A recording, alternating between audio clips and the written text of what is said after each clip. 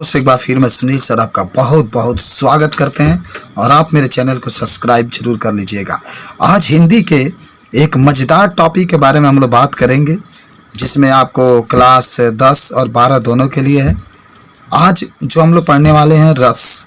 देखिए 10 के बच्चों के लिए रस की जब बात होती है, चाहे 12 के बच्चों के लिए, तो बहुत इम्पोर्टेंट होता है। सबसे पहले तो आपको मैं बता दूं कि रस किसे कहते हैं।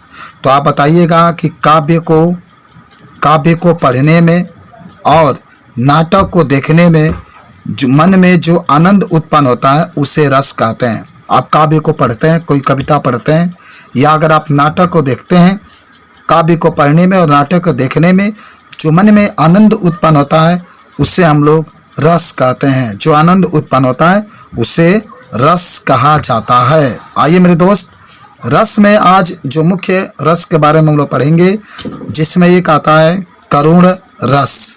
याद करो करुण रस। तो देखिए आपको मैं एक बार फिर कहूँ कि 2 नंबर में ये क्वेश्चन पूछा जाता है। 1 नंबर परिभाषा पर और 1 नंबर आपके एग्जाम्पल पर पूछा जाता है। तो आइए मैं बताता हूँ। करुण रस में आप कहेंगे कि जब शोक नामक अस्थाई भाव, विभाव, अनुभाव और संचारी भाव से मिलता है तो वह करुण रस की उत्पत्ति होती है। याद हुआ? बहुत आसान है।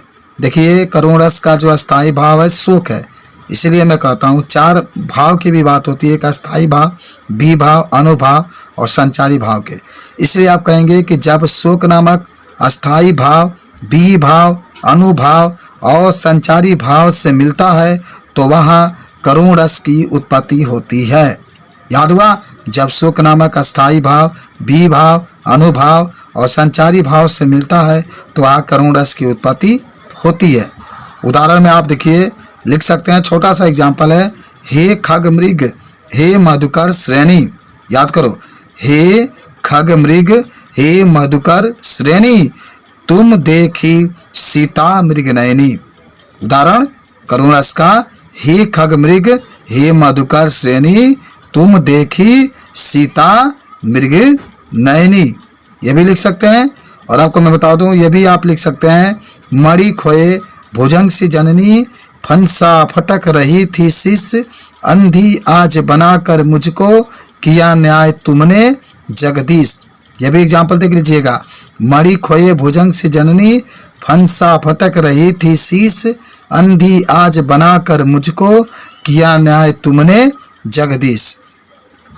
उसके बाद से एक चीज़ और टॉपिक आपका आता है हास्य रस।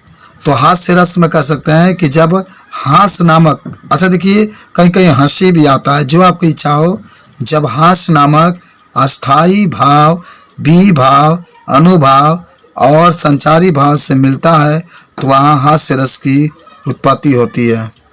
तो आप समझ गए होंगे कि जब हास्य नामक अस्थाई भाव, विभाव, अनुभाव और संचारी भाव से मिलता है तो वहाँ हास्य रस की उत्पत्ति होती है। याद करो हास्य रस के डिफिनेशन में कि जब हास्य या हंसी नामक अस्थाई भाव, विभाव, अनुभाव और संचारी भाव से मिलता है तो वहाँ हास्य रस की उत्पत्ति होती है। उदाहरण में आप लिख सकते हैं, यहाँ पर देखिएगा, बहुत छोटा सा आपके पास एग्जाम्पल है। देखिए लिख सकते हैं आप एग्जाम्पल में कि शीश पर गंगा हंसे भुजनी भुजंगा हंसे, शीश पर गंगा हंसे भुजनी भुजंगा हंसे, हांसी को दंगा भय नंगा के विवाह में।